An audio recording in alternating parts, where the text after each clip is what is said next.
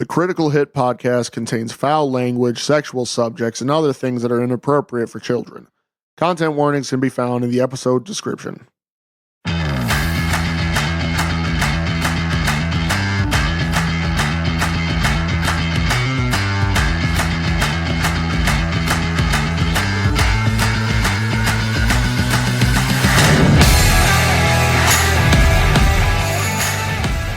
Hello world, and welcome to a special episode of Critical Hit, a foul mouth podcast where we talk about everything.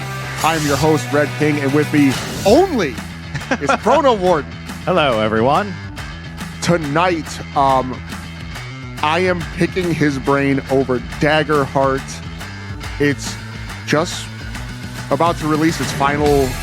So it already dropped. It dropped July 9th. I watched the live stream of it last night and the night before. Aha! I am completely fucking behind.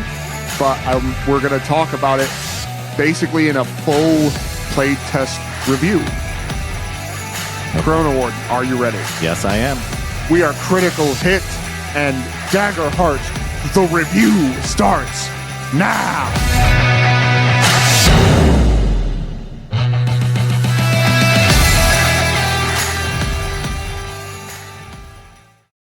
So DaggerHeart, I've talked about quite a bit on the podcast already, right? We had tabletop number 3 where I talked about it significantly. We had a D&D Railed where I talked about it. Yes. And so my wife and I started playing in 1.2 with our Starfinder group. And then one of their cousins joined in 1.4 because that was the longest version. So our group of 4 players and 1 GM now. And it's been very interesting. Yes. To like live workshop a game and just see what changes. Cause that's insane because friggin' right. We've talked about like pre-release stuff. Yeah. But I've never had a chance to actually friggin' run it. I've been stuck doing I've been not stuck as like fucking bad stuck. But I've been deep in Pathfinder 2nd edition. Yeah. But like to watch it freaking develop, I've seen release notes, yeah, and like shit like that, but there's never been. I've not actually held it in my hands, and you have updated the game, yes, as the new ones come out. Yep. So what was that as far as like how are the character sheets working? How, like, is it a situation where you're printing out new shit and everybody's got to redo their stuff, or? Yes, we do physical sheets. Here's the thing, right? This is kind of something that I forgot how much I actually enjoyed the sensation of a paper sheet. Yes. And DaggerHeart sheets, like I've said in the past, are very simple. It's 2 sheets with realistically, you don't need the one that has all your like character bio stuff on it unless you're leveling up. Yeah, like the reference. Yeah. Because it has, they made the sheet somewhat mechanical. Yeah. Because you could like slide the one side out and it points to all the different. So that was actually really, really clever. It's great because like even if you multi-class, not that our characters are at that tier yet, they actually have printouts that you can add to the side of your character sheet that show your multi-class. Or if you're playing the Ranger with the Beast Companion, your Beast sheet does much the same thing. So if you play a multi-class Ranger with a Beast Companion, you can have quite a spread of attachments. So there's kind of like there's like a seat bloat a little bit. There can be, yes. So that's one of the things that I've seen with because right, every fucking YouTuber who was as soon as it dropped, everybody had already gotten done playing like 10 fucking games. Yeah. And they had, it was Bob World Builder who was like, oh, sometimes it could be like seat bloat where your spot fills up with stuff. Yeah. Because you got your cards, you got your sheet that's kind of mechanical. So one of the things that I have done just to go with like the physical tactile nature of the game is I got a business card template, and for items and consumables, I just printed them out on business cards and we sleeved them. So you have item cards, consumable cards, and then your actual like class cards. And I have found that you can really just, as long as you're good at remembering what your abilities are, if you keep them in a stack, you can keep it pretty neat. Because I play as 2 characters, right? I have a rogue and a seraph. Because, like I said, when we originally started, it was 3 players and my wife is the GM. Yes.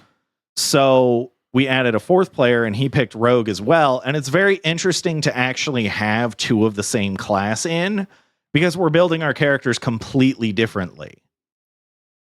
Like, because that was, I remember listening to, I think it was Not Another D&D podcast is the actual name of the show. Yeah, that's Zach Oyama's.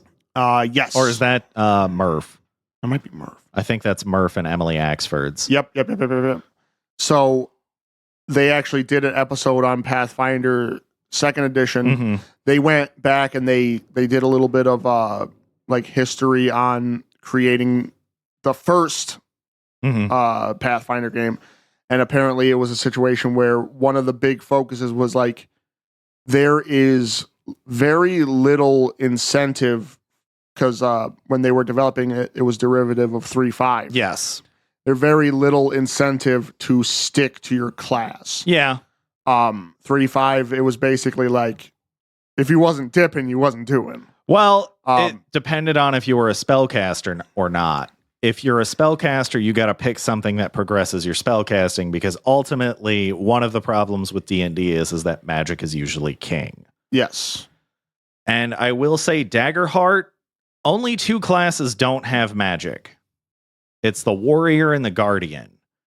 And I can say, so my one friend is playing a guardian, and this man can take damage like nobody's business. So, yeah, it's like a situation where you got to give everybody magic, or really make 1 or 2 classes non-magical and make them stand the fuck out. They are. Warrior is also very interesting just because of, like, it almost feels like you can do a strength-based warrior, but it almost feels like they want you to go agile. Like, the recommended starting equipment focuses more on, like, agility and stuff, because it's like a long sword instead of, a great sword. Right. So it's kind of interesting because their domains are bone and blade. And the bone domain they share with ranger. Blade they share with guardian. And bone is just allowing you to kind of be tanky. So bone actually, because that's the thing, right? Guardian's domains are blade and valor. Valor they share with the seraph, who has splendor, which is shared with the wizard. Right. And that's the thing, right? It's cool that all these things connect. Blade is about a lot about, like, analyzing your enemies, knowing the battlefield, increasing your evasion. Like, one of the cards I think is nimble. You get to add half your agile trait rounded up to your evasion score. And if you're playing an agile warrior, that's really, really cool. Now, you don't have to take that card, but if you're a ranger and agility is your casting stat, that card's looking mighty good in your loadout. Hell yeah. Especially if you play at range. Because that's usually the thing, right? In a lot of games, enemies don't deal as much damage at range, or if they do, they're a lot weaker to the melee thing. Yes. And it's very interesting because, like, my wife has talked a little bit about, because I really haven't read the GM notes because I don't want to read the GM notes because I'm not currently acting as GM. But it's funny because, like, to hear her talk about it, and even Matt Mercer a little bit in their videos, he's like, they have different roles, right? They have, like, Hexer, Skulker, Minion. And I'm like, that's very reminiscent of D&D 4e. Because that was the thing. D&D 4e's encounters were very easy to build. And they actually, I feel like that was the system that had the best encounter balance. Yeah, it's like 5th edition has been, like, notorious for having kind of a shitty challenge rating system. Yeah. Well, D&D usually does. Like, it shouldn't ever be a hard and fast rule. It's so much that line in the first Pirates of the Caribbean, right? They're more like guidelines. Yes. 100% CR is guidelines.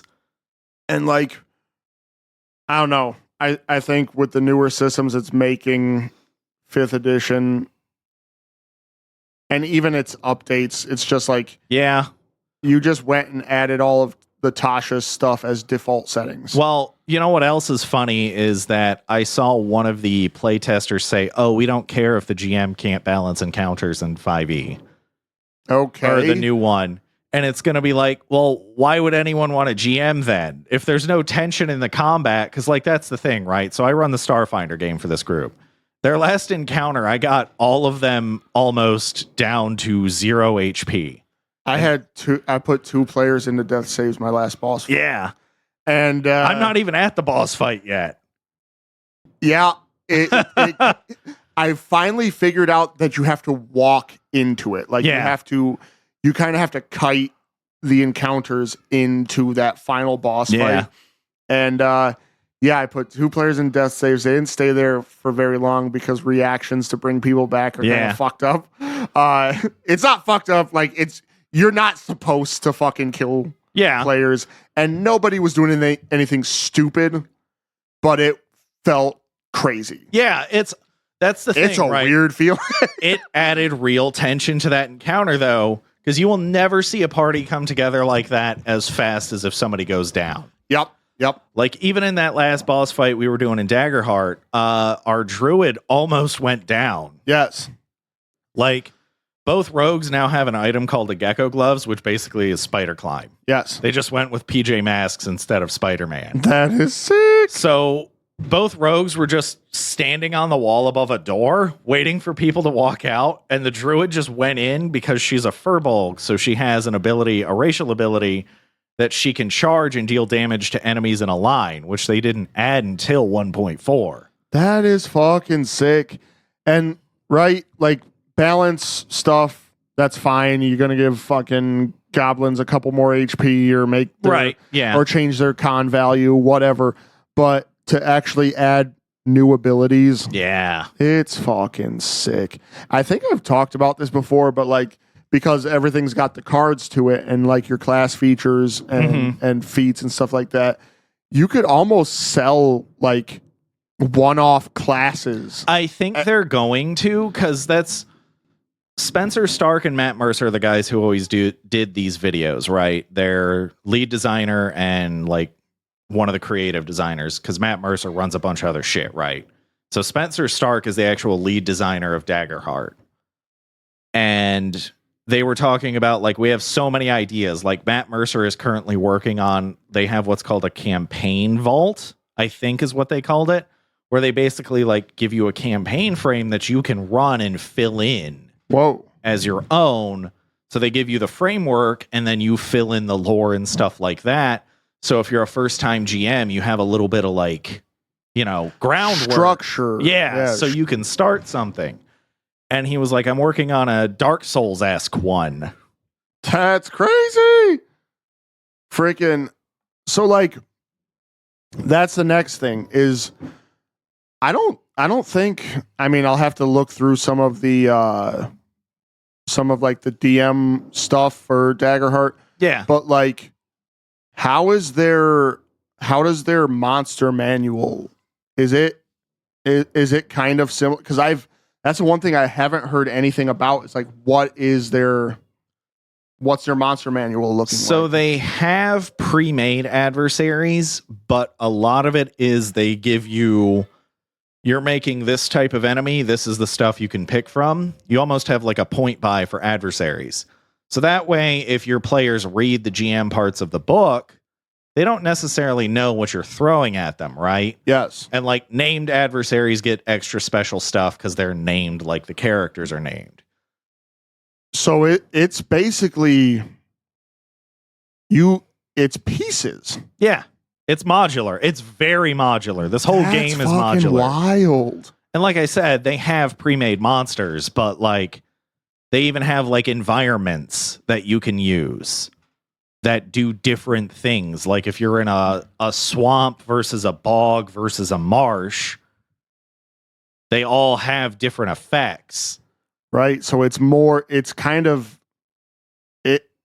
I like the focus on like narrative. Yes, that's the thing, right? So one of the questions that got asked was, oh, how did the name DaggerHeart come about? And Spencer Stark was like, well, I brought it to them, and that was originally just a placeholder name. But the idea became and Spencer Stark said this himself, he wants to fight cool battles and cry with his friends. Right. DaggerHeart. Ha! That's fucking cool. And that just sort of became the name because they couldn't come up with anything they liked more. So it was really cool to hear that, because sometimes that's the thing, right? You just name something and then you're like, I'll get it better later. And then you're like, no, that works. I like it. Yep. But it's been very interesting to see the changes they've made, right? And 1.2 to 1.3 was big changes. Like, they gutted the armor system. And that was like, everybody was like, yo, armor's worthless now. Why would I use it? Because they basically cut all the scores in half. Then they changed a lot of it back in 1.4. They added some extra armor so the low level armors weren't so constricted. And then I like what they did in 1.5. So I've talked about in the past, they had minor damage thresholds. Those are gone for players and enemies. Because one of the things they had noticed is that if you're a player and you're getting past an enemy's evasion, but then you hit them and you don't deal any damage, it doesn't feel great, right? Right. And one of the things I've read in like VTM has a rule that's literally 3 rounds and out. They don't want combat to bog down the game. Wow. So you do 3 rounds and whoever's gotten the most successes wins the combat. And you just sort of figure it out in the narrative. DaggerHeart isn't quite like that, but I like that sort of feeling, right? Because you don't always want combat to drag on. Because what's one of the grossest things that happens during combat? That's when phones start coming out. Yep. Especially if you're like, I've hit this guy 4 times and done no damage, so fuck it. I don't care. Yep. And that was actually like one of the things that we were almost running into, was because my wife's boss had an ability that let her raise her evasion. And I had to spend some of my Seraph resources to get us over that threshold. So it still felt good because we were using resources, right? And making it happen. Yes. Yes. And we were also costing the boss a resource, which she shared because our druid was like, well, I can't fucking hit this bitch. Because she had that distinct eye roll of, I'm not doing anything and this is annoying. I was like, no, you are costing this boss a resource. So it's one of the things that like watching Dimension 20 has taught me as well. Not all stuff, but some stuff it's fun to tell your players what they're rolling against. Right. Because it can sometimes, like I said, you don't always want to do it. Sometimes you do. It can increase the tension in a scene. Like right now, Dimension 20 is airing a new season. It's based on the Kids on Bikes system called Never Stop Blowing Up. So all their stats start at a D4, and every time you roll max on the die, it explodes to the next size up. That's fucking cool. And it's funny because they're basically in an 80s action movie. So with DaggerHeart's, it sounds like it's fast. It is. Combat has generally, we only get about 2.5, 3 hours. Right. So we'll generally have a little bit of RP. Combat will last for an hour and a half or 2. And then we have a little bit of downtime, talk about the session, stuff like that. Right. And then we pack up and we leave. And like, so that was the other thing with the initiative system too. Yeah. So obviously it's quicker because it's all kind of laid out. Is what I've noticed about the system. It was hilarious. So speaking of the druid, she's normally a more laid back player. Like in Starfinder, she generally prefers to see things develop around her. Right. She was just going. Yeah. Like my wife actually had to take the time and say, okay, hang on. You've done a lot of stuff. I got to let some of the other players go. Right. But I love that when a player gets in it, right? And you can like step in kind of anytime you want. Right. The more actions that you take, it fills up the enemy's action tracker. Yes. Yep. And my wife was using them. She was hitting us hard, man. Wow. I think that Pathfinder's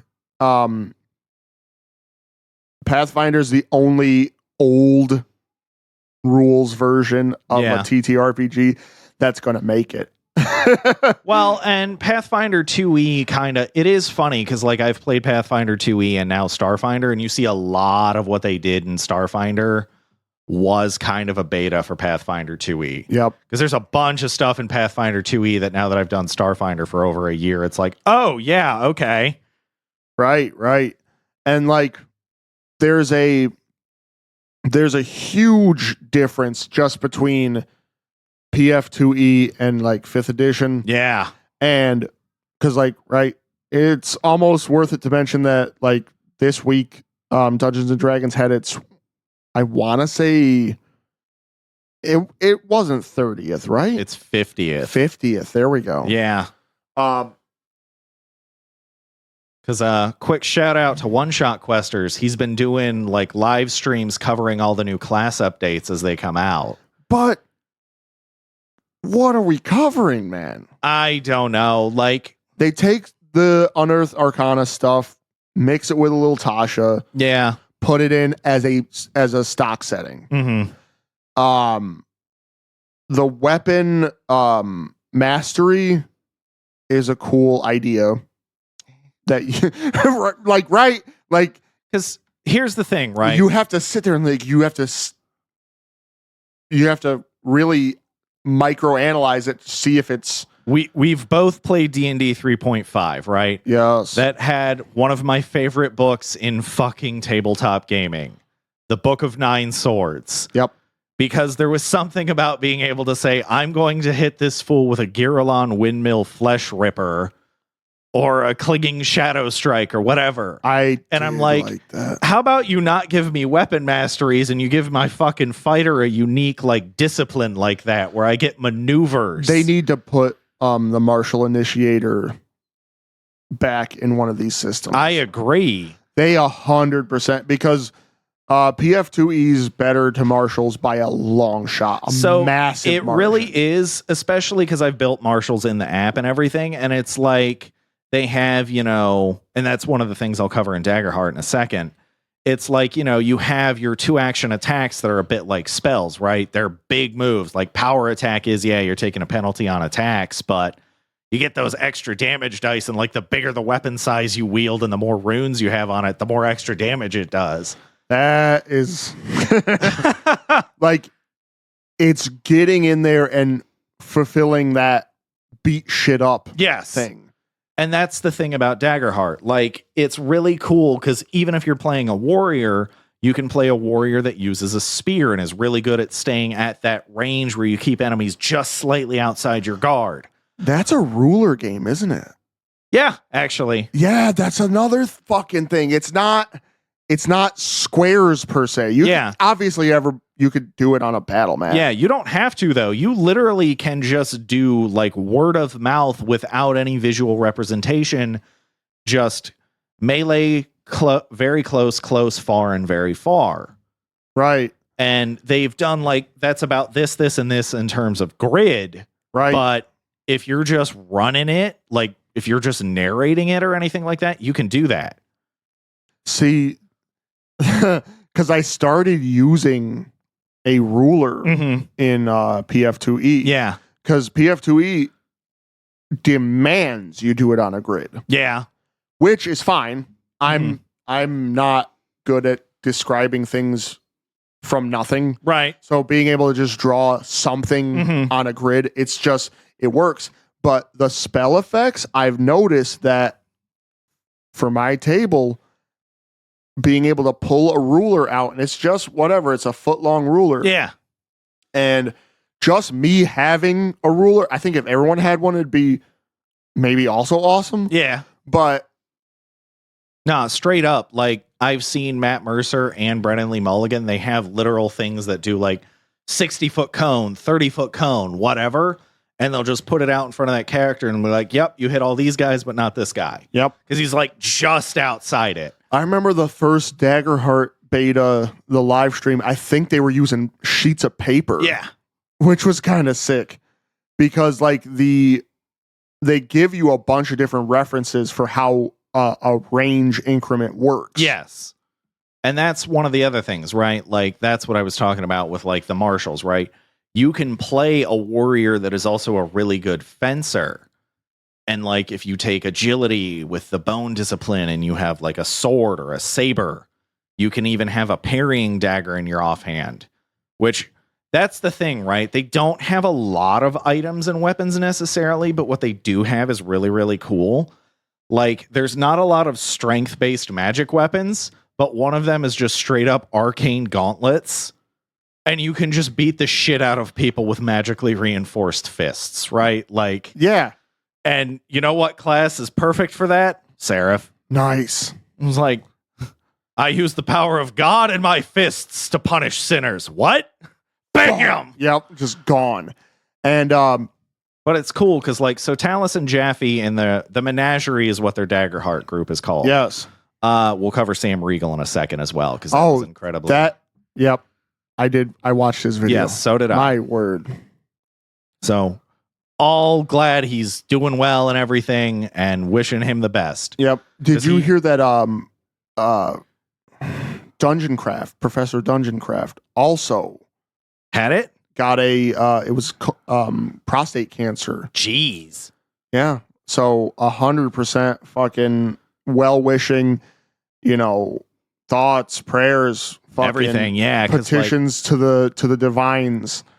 Yeah. And infernals if that's your fucking thing. Oh, so that's one thing, right? They changed the name of the tiefling-esque race from Daemon to Infernus, which I actually like. It's sick. More unique. It's really sick.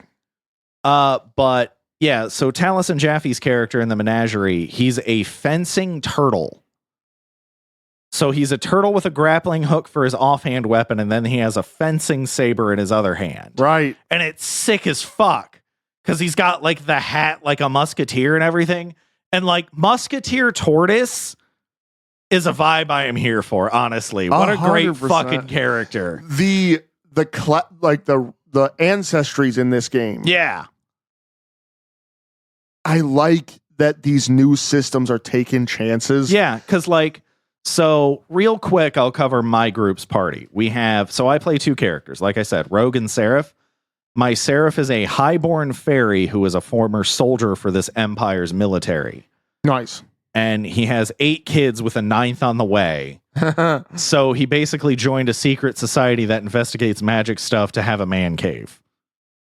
That's why he joined the Order of Veils and Shadows, which is what our group is called. That's fucking sick. But like, it's cool because like I have a little bit of lore background. Like, so his family, the fairies don't use silverware because they eat mostly like finger foods and stuff because they're bugs. They're insectoid, right? Right. So it's kind of cool to have this flavor of like, that's a very like Middle Eastern style nobility where you don't necessarily use silverware to eat your food. Yes. So it's a different like influx of culture. My rogue is a wild-born elf, which little bit stereotypical. I had something else to begin with, but then the new guy joined and he was a fungal rogue that went slyborn. So I was like, all right, I can't have the same origin as him. Right. So I just switched to wildborn. But I like the effects of both, right? Because highborn is you get advantage when trying to leverage your reputation for prices, negotiations, or anything like that. So your backgrounds have actual tangible benefits. Mm-hmm. Wildborn is all your footsteps are silent. When you're moving to be silent, you get advantage on that. So stealth rolls, advantage. And it's simple. It's snappy. Yes, because it's like, a D6. Yep. And here's the thing, right? So you can have stacking D6s. You can't add all of them, but if everyone in your team gives you a hope, you can roll. Actually, that's the other thing. So if you're aiding an ally, you roll the D6 and tell them what you got. So it adds a little bit more to the teamwork dynamic as well. Right. So you have your advantage. Allies can give you stuff, and they'll roll it, and they'll tell you what they got, and you can pick the highest one.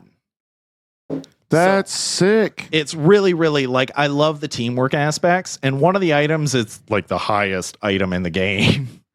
It's called the Unity Belt, I believe. You can make a tag team attack with 3 players instead of only the 2, but it costs 5 hope. But given how awesome tag team attacks are, it's so 100%. Like, even if even if you're hurting for hope later, fuck it. It was a triple fucking threat. Yeah. Well, that's the other thing is like I said, I have a Seraph. My class ability is Prayer Dice. I roll D4s at the beginning based on my casting trait. And if I roll all 4s, I can just give someone 4 hope. Like, that is sick. It feels, and I've noticed this with DC 20 as well, which is coming out and looks honestly phenomenal. It looks like Pathfinder on steroids, but hasn't gotten all acne and fucking shrivel bald yet. Right.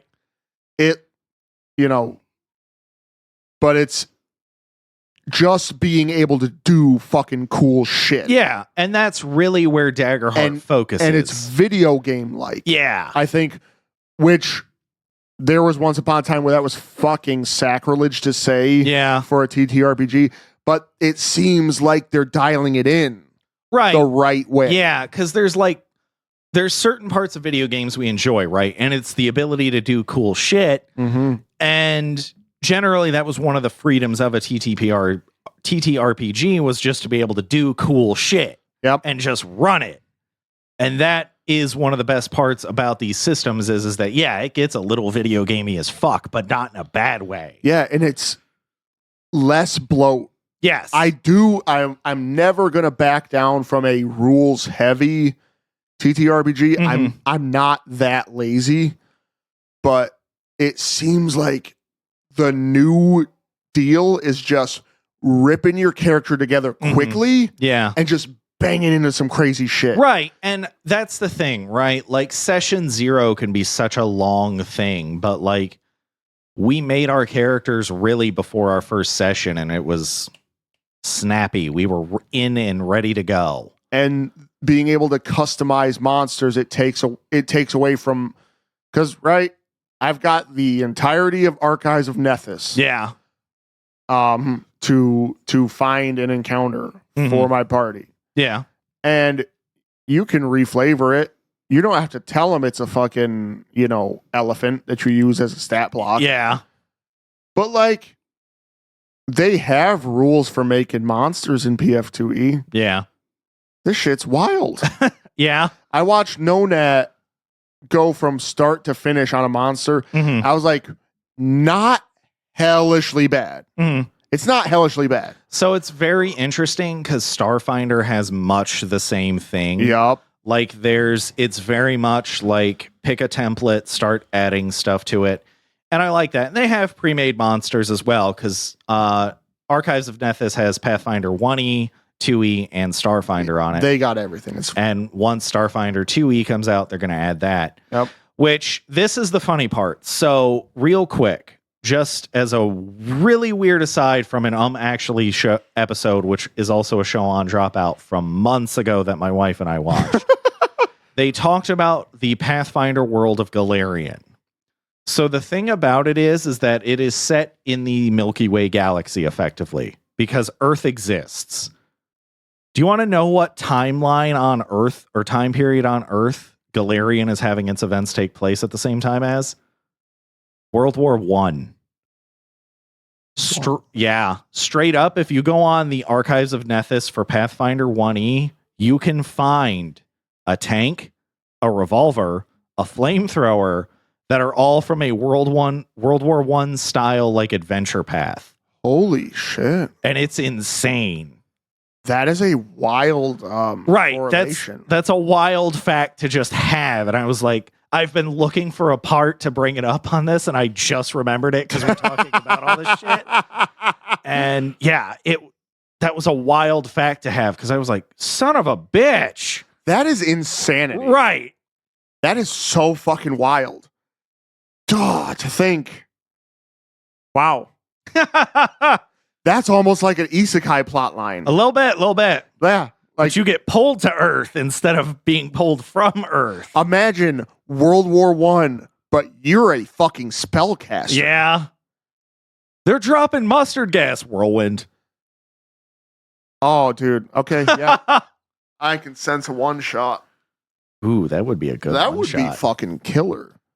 That'd be insane. They have tanks. Lightning bolt. Yep. Where it's just kind of going crazy with magic against. Okay, so here's the thing, right? There's that one famous Scottish soldier who was still wielding a claymore, right? Just pick a fighter and wield an adamantine sword that can cut through tanks still, because it'll cut through steel. Any wild story from World War I, it's just D&D player. Yeah, somebody from Galarian. Holy shit. That changes the whole dynamic of real world history. That's hilarious to think about. That's a great fucking... That is insane. That guy's just from Galarian, and he's like, why the fuck are they using all this gunslinger shit? That's dishonorable. Yeah, it's like I've got my dog, my kilt, and a sword. That's what I'm saying. Fuck these guys. I did a little dual classing with Druid. Oh, it was so funny because that guy like actually got captured, and he either escaped or they let him go, but the war was over, and he was mad because he wanted to fight more. Sick. that is a fucking. That's a Galarianite. Would that be the correct? I think so. 100%. And that was World War I was also, or was it World War II? It was one of the two where the actual last, I think, Apache war chief was actually honored. Because there's 3 rules for that. And I don't remember all of them offhand, but like you have to steal an enemy's horse, recover it, not die.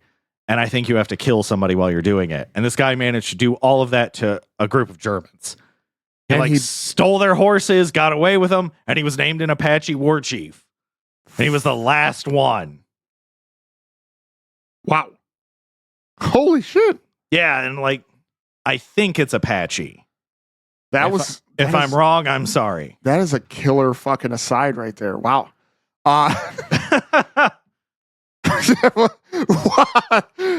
shit. Let me try to get back on track. Well, real quick, just to get back to the Sam Riegel thing. So he announced recently on YouTube that he had tonsillitis or tonsil cancer. Yep. Which I didn't even know you could get tonsil cancer. And most people have their tonsils out, right? And then he's like, oh yeah, it's HPV. That was fucking wild. So yes, I'm glad he's doing better and everything. And I want him to take his time, obviously, but he is a goofy ass guy. So it's kind of sad when he's not there, right? Because he is a funny fucking dude. For sure. And it's like, right? You pray that you catch it early. Yeah. Because there's just the way that your cells divide with one outside like element or another, it's going to make your fucking cells divide fucked up. Yeah. That's all it takes. Radiation, virus, fucking, any weird healing. It's one of these days is going to happen. You hope you catch it early. And I'm glad that these people that, right. I watch these guys in one way, shape or form. Sam Riegel, you can't throw a rock without finding something he's done a voice in. Yeah. And like listening to him do that video. Yeah. And you could tell he had a tough time with his voice. Yeah. Like it was rough. I said, I'm so happy he's doing well, and I want him to take all the time he needs to fully recover. Hell yeah. But it sounds like he's about to start coming back to work a little bit. Yep. I'm looking forward to it. Yeah. Triumphant. We got Vox Machina season 3, and it's not going to be the same without Scanlan. Yep. It's going to be, yeah.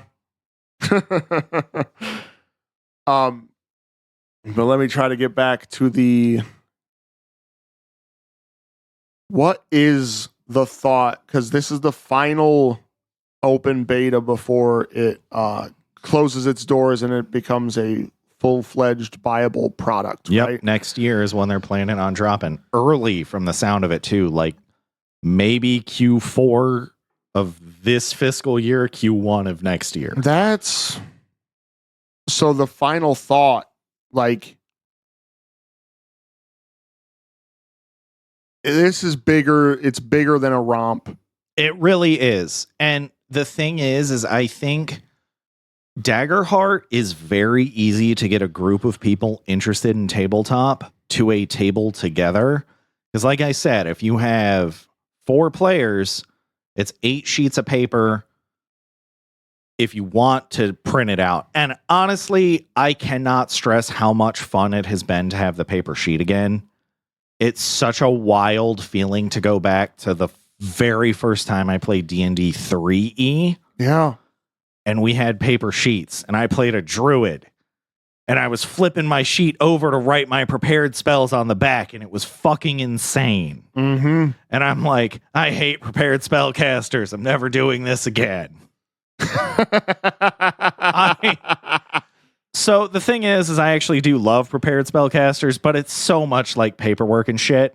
It's one of the reasons why I was really glad Sorcerer got the updates it did in even D&D 5e or Pathfinder 2e, where it was just like, you pick your spells, you get some signature shit, and away you go. Yep. That's the other thing, right? The new D&D system, everybody's prepared spells.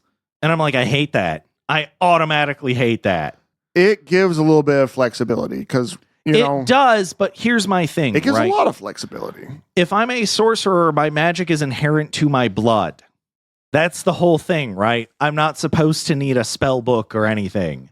And it's one thing if I'm like, it's a spell of my bloodline I can pick something out of, and that can change day by day. Like, I kind of like that idea of, like, your bloodline gives you access to, like, a special spell slot that has a bunch of different options.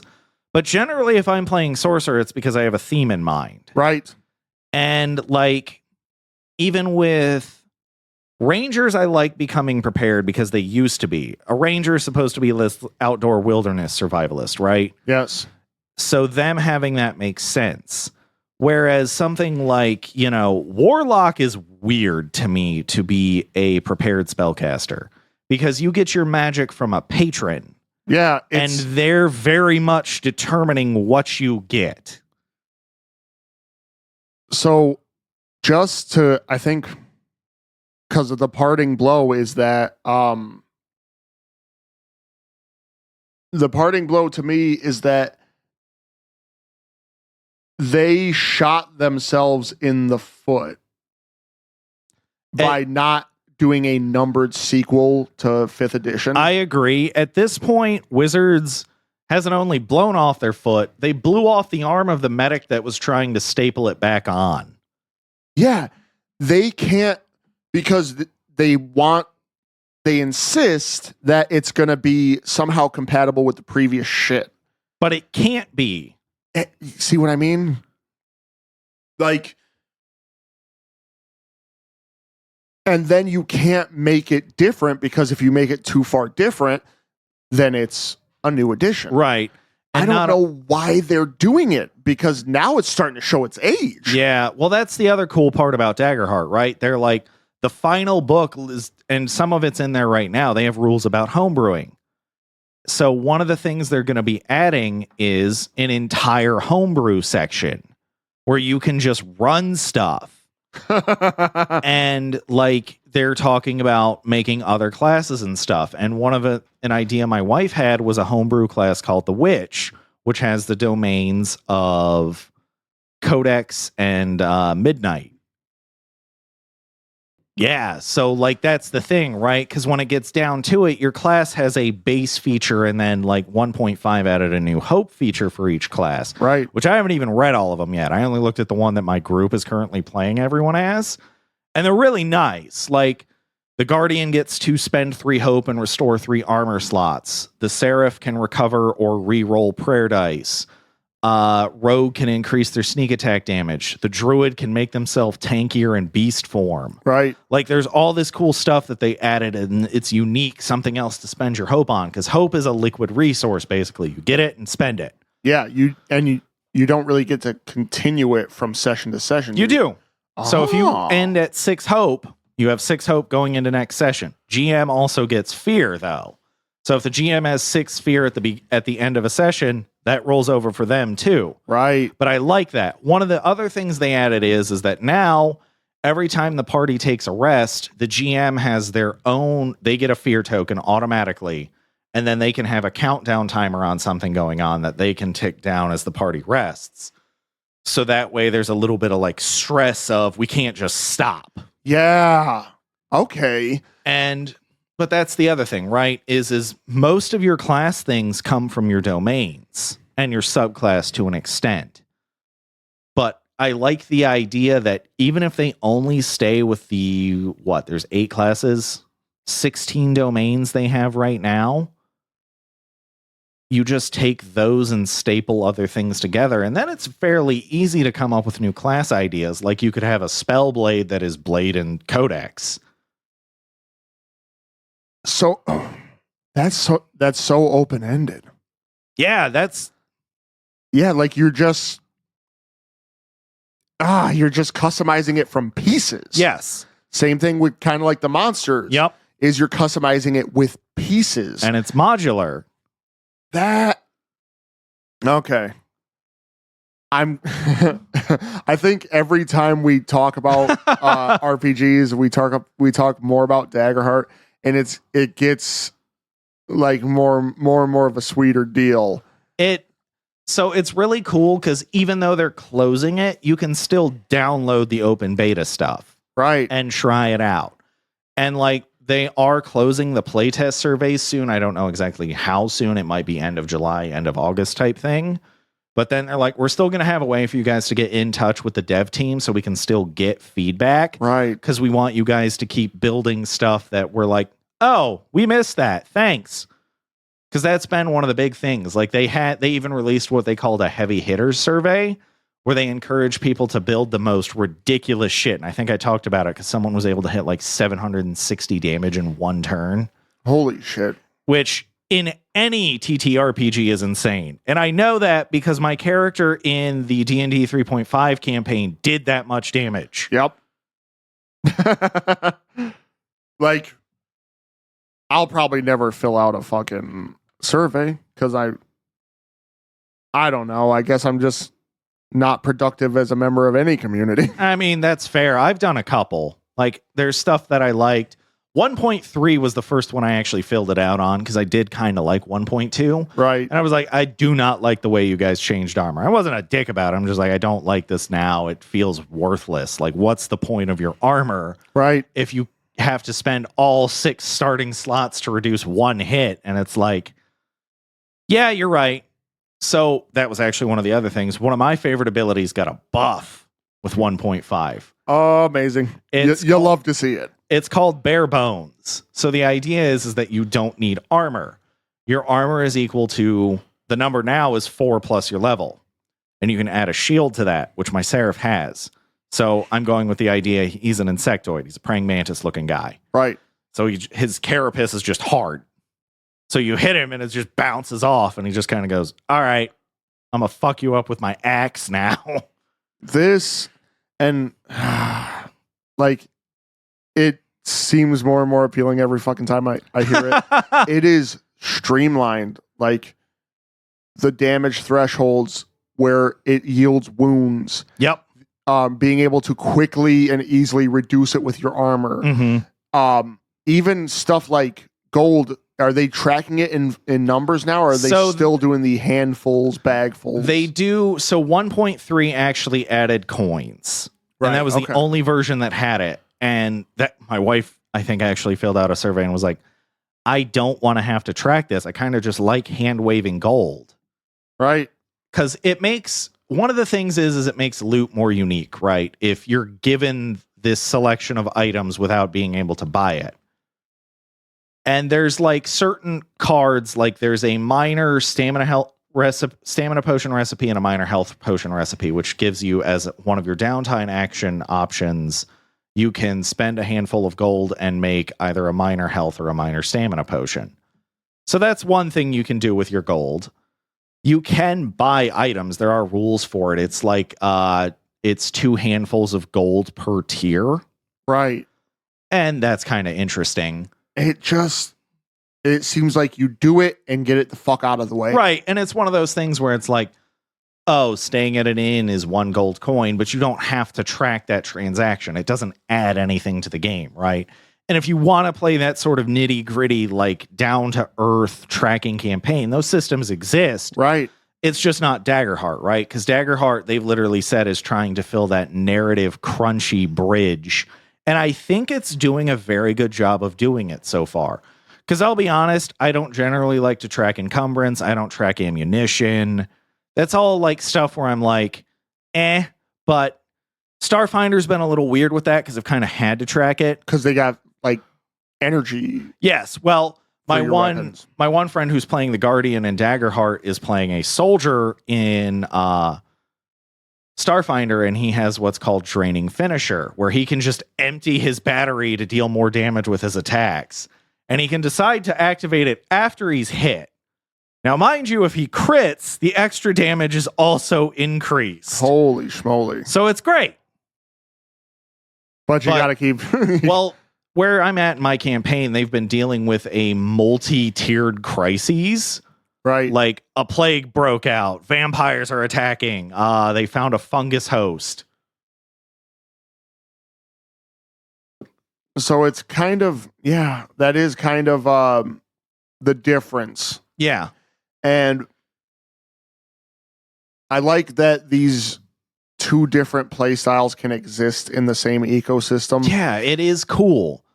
Because, like I said earlier, right? Spencer Stark, the lead designer, was like, I want to have really cool fights and I want to cry with my friends. Yep. And yeah, a good story game should get you going, right? Yeah. But then you want to be a badass too. And you play a fencing musketeer turtle. Yeah. And those fucking numbers matter. Right. When you're busting someone's ass down. Yeah. It's not, you're not sitting there and over crunching on this and like, it's. And it's so weird, right? 2D12. What a fucking thing. Somebody had an axe to grind with the dice community. Well, it was funny because like they were also talking about that in this most recent Q&A. He was like, I actually started with 2D10. But then he was like, I started doing 2D12 because they didn't even have the hope and fear thing originally. Like before they released 1.2, they actually took that out in their closed, I guess that stage would have been alpha. Right. They were like, you just roll the 2D12 because he started with 2D10. Then he was like, I kind of like the curve that 2D12 makes more because it averages a 13, which is actually really, really cool to think about. And he's like, you can kind of create that curve if you use 2 of any die. And it was one of the reasons a great sword is such a great weapon in so many like D&D systems, right? It does 2d6. So it's got a very nice curve of damage flow. Right. But he was like, I just liked the way that 13 comes out because that means that on average, you're going to succeed. It might be with fear. It might be with hope, but you're still succeeding. And the thing about succeeding with fear is it's success with a cost. So you'll do your thing. Like last session, we were going into a boss fight and like the boss had 3 rooms. My rogue was locking the doors so that minions couldn't just flood out and start killing civilians, which we got all the civilians out with no casualties. It was fucking great. But on the one side, I succeeded with fear, so they heard me fucking with the mechanism on the lock. The other one I succeeded, got the same number, but with hope. I got a 27 on both. And that is, it puts, instead of the pass or fail. Yeah. It puts more, once again, the keyword here is narrative, and it works that it's not quite so freaking gray or it's not so black and white. It's more gray. And that's one of the other things, right? You can fail with hope. So yes, you still failed, but you still get something from it. You get a hope back. Yeah. So it, even if you do the worst, you may still walk away with something interesting. And it's great for new players who've never gotten into it and they don't really know what they're getting into. It's also good for fucking old players that are just like, don't fucking deny me my cool shit. Yeah. Dude. Like, and sometimes it's not like, most of the time it's never just a denial, but the numbers just fucking, they come together to absolutely screw you. Yeah. And it is, I don't know, really a cool system. And I'm looking forward to hearing a lot more fucking stories about it. Yeah. There's a lot to it and I'm glad to tear into more of it, man. Yeah. It's freaking amazing. I can't wait.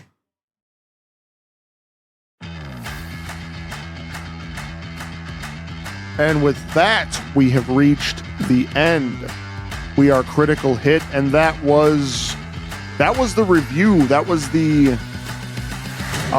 DaggerHeart open beta review from the man himself. I'd give it a 4. I'm actually going to do a decimal.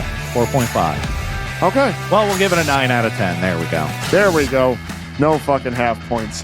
Find us wherever you find your favorite TTRPG Total Nerd podcast. Yeah, ain't that the truth? Mainly Spotify. Spotify's the GOAT right now, but you can find us on Apple, Pandora, iHeart, Deezer. I'm trying to resist saying Google because that doesn't fucking exist. What did they change it to? I think it's just, I don't know, it might be just part of YouTube Music. Oh, yeah, okay. That would make sense. We might be on that shit, but we're definitely on YouTube at CritTube. We are on Twitter at CritHitOfficial. New episodes every Friday. Until then, definitely try to roll with hope.